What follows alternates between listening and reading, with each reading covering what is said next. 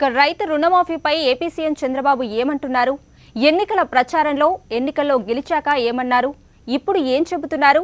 చంద్రబాబు నాడు ఏం చెప్పారో నేడు ఏమంటున్నారో ఆయన మాటల్లోనే విందాం. రైతులకు రుణ విముక్తి చేయాలి, రైతులను ఆదుకోవాలని ఈ జిల్లా నుంచే ప్రకటించిన మాట మళ్ళొక్కసారి గుర్తు చేస్తున్నాం. ఏ రైతు కూడా రుణాలు కట్టవలసిన అవసరం లేదు. మీ రుణాలు నా భుజస్కంధాలపైన మోసినా సరే మీకు న్యాయం చేపిస్తాను. కేంద్ర ప్రభుత్వం కూడా ముందుకు రాలేకపోయారు. బ్యాంకులు కూడా నా మీద ఒత్తిడి తీసుకొచ్చారు.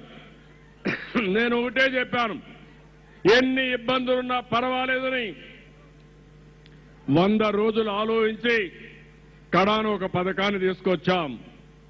దాని ప్రకారం ఏ రైతు కూడా ఒక్క పైసా మీరు రుణాలు కట్టకుండా పూర్తిగా రుణాలు చెల్లించే బాధ్యత నేను తీసుకుంటున్నాను.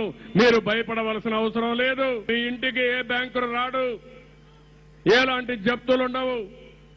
ఈ నెల 22వ తారీఖున 20% బ్యాంకుల్లో వేసి ఆ తర్వాత మీ రుణాలు రీషెడ్యూల్ చేసి తిరిగి మీకు అప్పించే బాధ్యత నేను తీసుకుంటున్నాను. రుణమాఫీలు ఎక్కడ చేయలేదు.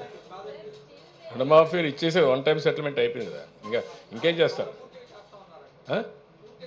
పూర్తిగా చేస్తారే.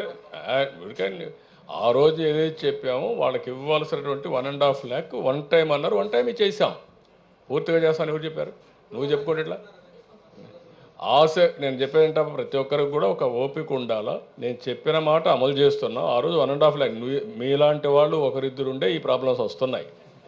రియల్గా చెప్తున్నా, ఏమనుకోవద్దండి. అది కూడా నేను చెప్పాల్సి వస్తుంది పబ్లిక్కి. చెప్పకపోతే నేను ఫెయిల్ అవుతాను. నేను 1.5 lakh చెప్పాను, 1.5 lakh ఇచ్చాం. నువ్వేమన్నా అంతా చేస్తున్నారంట. నీకు ఎవరు చెప్పారు? రాత్రి కల వచ్చిందా నీకు? This is where I'm sorry. Democracy కూడా మీనింగ్ ఉండాలి. విచ్చలవిడతనం వస్తేనే ఈ ప్రాబ్లమ్స్ వస్తాయి. అందుకనే ఆ విచ్చలవిడతనం రాకూడదు. వేరే దేశాల వారికి ఉండే కొన్ని దేశాలు ఎందుకు డెవలప్ అవుతున్నాయంటే వాళ్ళకు ఒక క్రమశిక్షణ, ఒక పద్ధతి, ఒక ప్రొసీజర్. ఇక్కడేంటి ప్రతి ఒక్క దానికి ఏదో కాల్ చేసి మొఖాన్ని వేసి దుడుచుకోమంటారు, గుడ్డ కాల్చి. ఆ పరిస్థితి రాకూడదు. మీరు ఐఎమ్ వెరీ సారీ. అందుకనే పబ్లిక్ కూడా ఒకసారి గట్టిగా కూడా పబ్లిక్ చెప్పకపోతే ఏమనుకుంటారంటే మేము చేసింది మీరు చెప్పినంత ఆశపడి అసలు పోతుంది. అత్యంత ఆశ మంచిది కాదు. కష్టపడితేనే ఈ ప్రపంచంలో ఏదైనా సాధ్యం అవుతుంది. ఒకరిద్దరు ఉంటారు, వాళ్ళని ఎట్లా హ్యాండిల్ చేయాలి. వేరే మార్గం ఏముంది?